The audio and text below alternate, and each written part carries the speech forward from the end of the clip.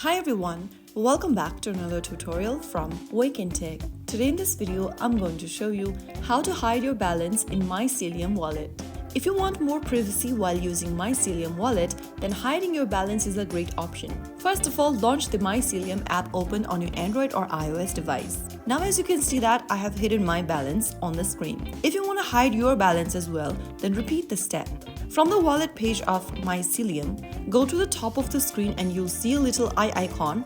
If you tap on it and when the eye icon is crushed, you'll be able to reveal your balance. Now if you tap on that one more time, you will be able to conceal or hide your balance right away. So that way, you can easily hide your Mycelium wallet balance, helping protect your privacy. This is especially useful when sharing screenshots or using your wallet in public places.